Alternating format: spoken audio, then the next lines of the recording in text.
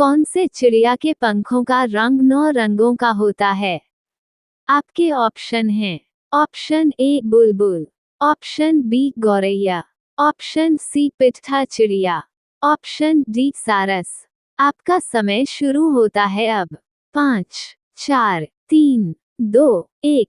अगर आप अपने भगवान राम से प्यार करते हो तो वीडियो लाइक करें और चैनल को जरूर सब्सक्राइब करें। आपका सही जवाब है ऑप्शन सी पिट्ठा चिड़िया।